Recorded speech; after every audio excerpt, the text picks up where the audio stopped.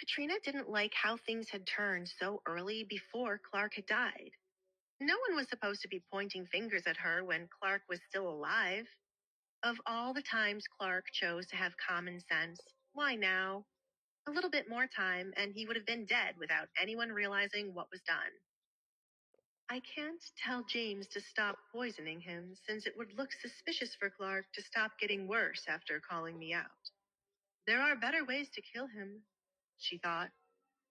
Year after year, I have to deal with the two of you calling me names, whether to my face or behind my back. I am completely shredding my character, even though I have been proving your theories wrong. To say that I have been poisoning my husband's brother is a new low for the both of you, Katrina said, forcing out tears to wipe away.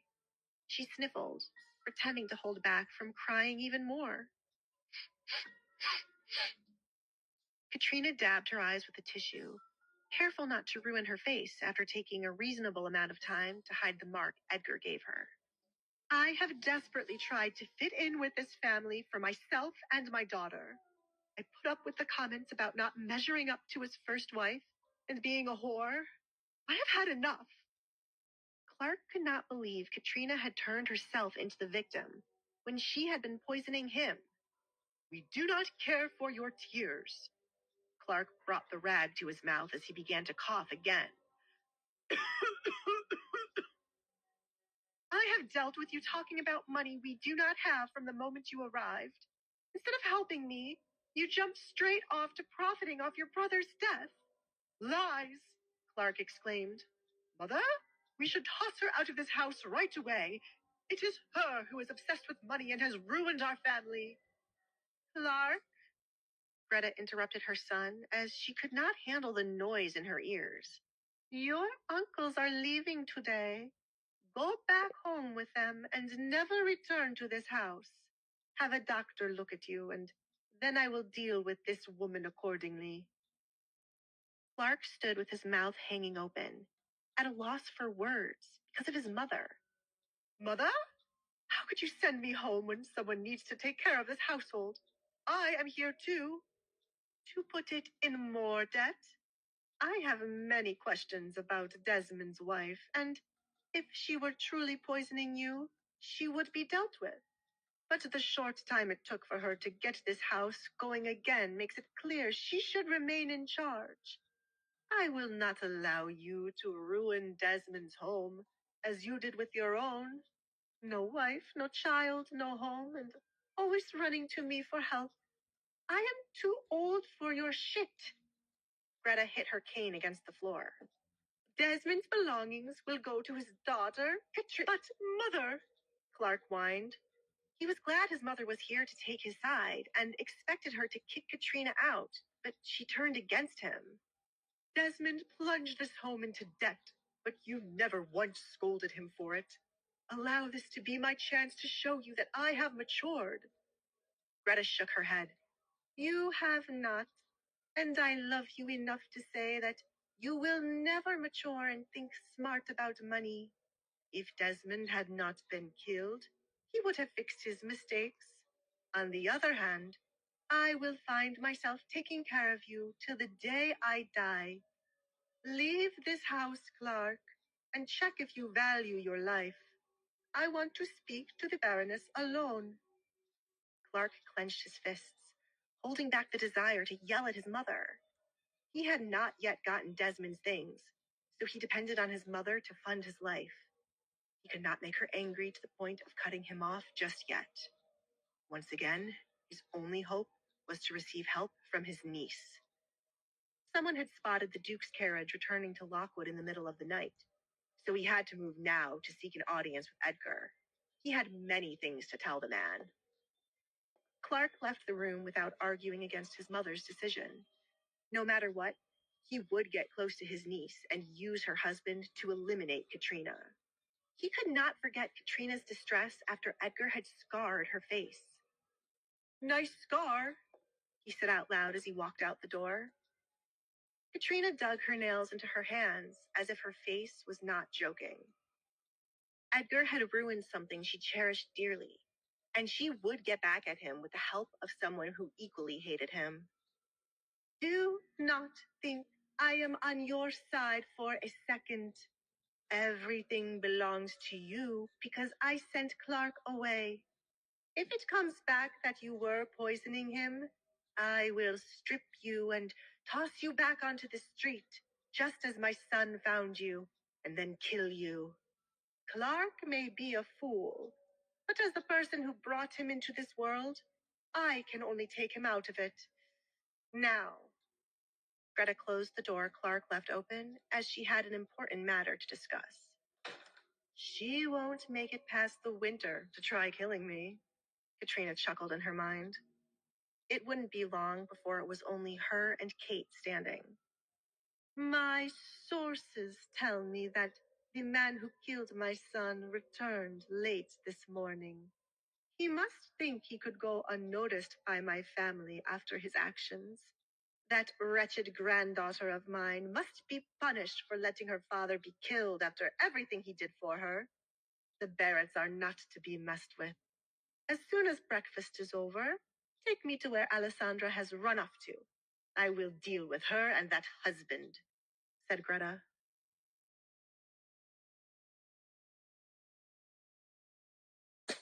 I am paying him an arm and a leg to throw snowballs at my wife. Edgar rubbed his temple as he looked out his study window at Caleb running around with Alessandra and Sally. I need to fire everyone, he concluded. Meanwhile, on the outside, Alessandra happily ran around in the snow, feeling like a child again. As soon as breakfast was over, she grabbed a coat and convinced Sally to join her outside. Caleb came a little while later, since he needed to guard her, and ended up in a snowball fight. Hey! Sally yelled after Caleb threw a snowball at her face. Watch the face, you giant! Caleb tossed a freshly made snowball into the air, ready to throw it at Sally. No can do. I can't control where it lands. Fine. Sally bent down and balled up a handful of snow. Feeling left out of the fight, Alessandra asked, Why aren't you two throwing any at me? I want to be hit by one. Sally and Caleb stopped their fight momentarily and looked at each other. They both had spotted Edgar by the window and knew not to dare throw a snowball anywhere near Alessandra. If Edgar were to come downstairs to get back at them for hitting Alessandra, they both feared Edgar would use all of his strength to knock them out. You look too lovely to mess up your clothing with snow, Sally lied. What she said. Caleb pointed at Sally. Alessandra looked up at the window where she had seen Edgar standing and noticed he was gone. I should invite Edgar to play with us. No! Sally and Caleb exclaimed at the same time. Alessandra eyed the two with suspicion. Why can't Edgar join us? The Duke has to catch up on work he missed while away. We're only trying to save you from seeing the cranky side of Edgar, said Caleb.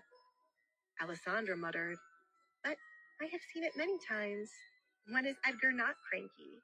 A couple of minutes to let loose should not hurt him. I will bring him outside. Sally and Caleb felt their souls leave their bodies as they imagined Edgar throwing snowballs at them.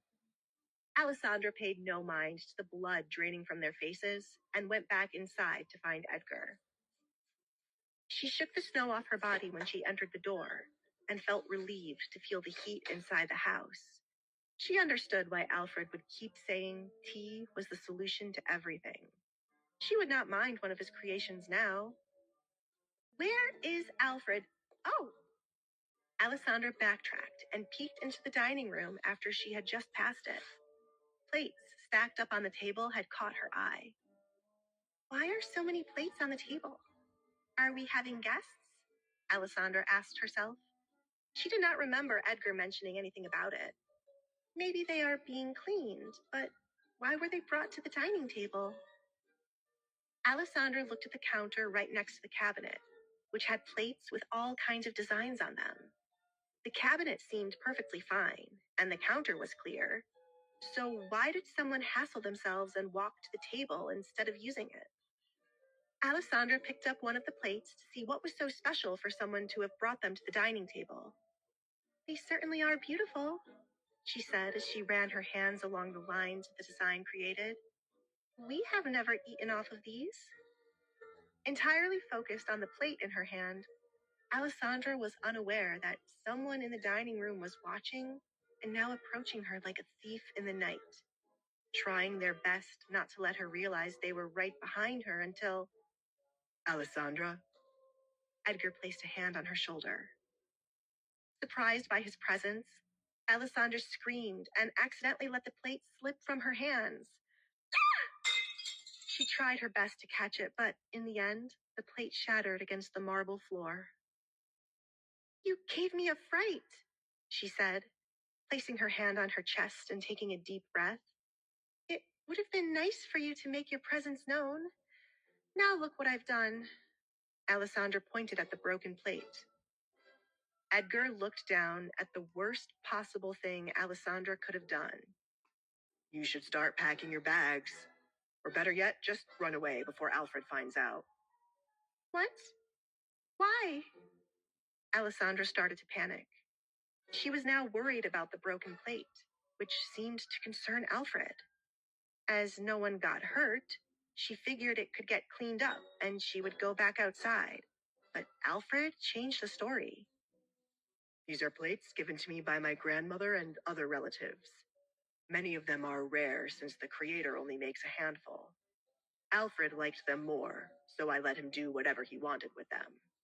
He treats these damn plates like they're his children and doesn't let me eat off of them." "Why did you kill one of Alfred's children, Alessandra?" Edgar grinned. I... Alessandra paused and looked back at the broken plate again. "You scared me. I didn't mean to drop it." Good luck with Alfred." Edgar patted her shoulder and tried to leave, but Alessandra grabbed his shirt. "You have to help me get rid of this before Alfred comes back here to put them up or do whatever." "You do know that he can count, right?" Edgar asked. Alfred would count the plates before he put them back in the cabinet to ensure no one stole one. "I am not getting in his line of rage. It was nice knowing you." Edgar removed her grip on his shirt. This was one of the few times he wouldn't dare tease Alfred. You do not mess with Alfred's clean floors or his plates. "This was your fault." Alessandra held onto his shirt again. "I wouldn't have dropped it if you didn't scare me. Why were they left alone on the table if they are so precious?" "Because everyone knows to leave the plates alone." "How bold of you to pick one up. It won't be long before he returns, so think about something quickly." "I am going to bury it in the backyard and feign ignorance," Alessandra said. She stooped down to pick up bits and pieces of the plate. Edgar couldn't judge the ordinarily sweet and honest for wanting to lie when avoiding Alfred's anger. "I will show you where to bury it. Watch your fingers." Edgar stooped beside her to pick up the broken pieces.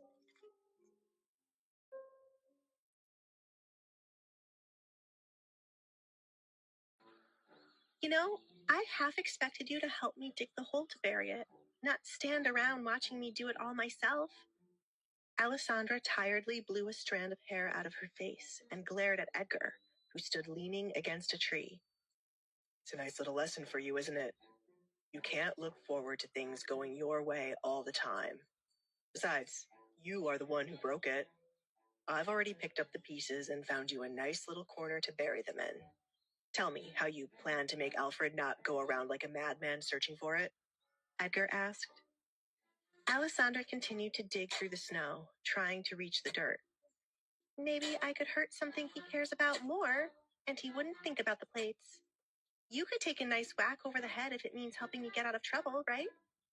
Edgar, for once, didn't know how to respond to Alessandra. How could she request to hit him over the head all because of a little plate? Honestly, he would have just knocked all the plates off the table, chopped off one of the table legs, and acted like it was the table's fault. It was just more entertaining to see Alessandra dig a hole like a murderer trying to hide a body. "What if I tell Alfred you are sick and offer to put up the plates for him? It could buy us some time for you to find the creator and have a new plate made. Then everything would be solved, said Alessandra. Why do your bright plans involve me doing the hard parts? Because you are a wonderful man who would do anything for his wife, Alessandra replied with the sweetest smile she could manage. Edgar enjoyed the compliment, but it wasn't enough for what she asked him to do. Carry on. He encouraged her to keep the compliments coming. With what? Alessandra asked. The compliments, of course. And you should put your back into it if you want to reach the dirt before more snow covers what you've already dug up. Alessandra had dropped the shovel and balled up snow to throw at Edgar for being of no help, but he dodged it. At this point, confessing what happened is best because you are no help. I don't want to see Alfred's angry side because of how bad everyone makes it seem, but I will just have to get it over with. Outside is cold. I have not yet reached the dirt, and I am with a man who wants compliments rather than to help me. Alessandra dropped the shovel onto the ground and picked up the broken plate they had wrapped in a cloth. This was why it was best to do the right thing from the very beginning. If Alfred's angry side scares Edgar, what will happen to me? I might faint, Alessandra thought. Are you sure you want to tell Alfred what you've done? Edgar walked behind her back to the house. Yes, it is best to be honest so that I do not run around trying to keep up a lie. It is now 100% certain you did not kill Jennifer, based on how quickly you had a spot to bury the broken plate. Please tell me there are no dead bodies buried on your land, Edgar. Silence fell between the two as Edgar did not answer her question. Alessandra's heart rushed from the thought of potentially stepping over where someone who was once Edgar's enemy was buried. Why would I be so foolish to bury them in my land, when Oliver would release dogs all over my land? Your husband is no fool, Alessandra, Edgar replied to ease her mind. With the large kingdom, it wasn't hard to hide a body. I would not grant anyone the luxury of their body laying on my land. Now that you have brought Oliver up, do you think he has given up trying to blame you for Jennifer's death? I wouldn't want anyone to lose their jobs, but it seems he takes things too personally when you are involved. I would avoid you if I were in his shoes, since my feelings would get in the way. It is unfair for me to watch out for both women and men lusting after my husband. Alessandra turned around to glare at Edgar. Edgar did not see why she was glaring at him, as if it was his fault that both genders wanted him. He did nothing special to make them fall for him. As children, he was just playing around with Oliver as other boys would, and when it came to women, they were just in love with his face, wealth, and the person in their heads they pictured him to be. It would have been entertaining had he sought to be in everyone's bed, but it was all annoying, as he disliked people coming to him with their foolish conversations and feelings. If anything, Edgar would like everyone to honestly believe he was a monster so they would stay away. I cannot be blamed for being created to perfection. You should take pride in having what everyone wants but could never have, he replied. Certainly not. It is a hassle to have what many want. I have already met a few of your fangirls, and I remember how many women were watching us at the ball. I do not want to deal with it forever. I can already imagine someone trying to mess up the peace in our relationship, said Alessandra. Edgar was about to reply to Alessandra when he noticed Caleb frantically looking around, and then when his eyes landed on the two of them, he ran over. Duke, a message came from my brother at the gates. Greta and Katrina Barrett are here to speak with the Duchess. We are waiting for your order. Caleb relayed the message. Once again, Edgar thought of getting rid of all the Barretts, because their number by his gates was increasing, and they could not take a hint. Seeing that your grandmother is here with that woman, it must mean you are not that close, right? Edgar asked Alessandra before he made a move. Alessandra didn't know what to think of her grandmother. Before what happened with the mask, her grandmother would bring gifts during her visits. Greta would never personally hand them over and use a servant. After what happened with the mask, her grandmother rarely visited the home, so her father would travel with Kate and Katrina to see her. I don't know clearly whether she likes or dislikes me since she has been distant. She is far from what I felt with Rose. I will send them. No. Alessandra stopped Edgar. Invite them in. I will properly deal with them so that neither returns to our gates. They will keep showing up unless we give them a reason to stay away. I wish to show that I am not that same girl who hid in the corner, afraid of them.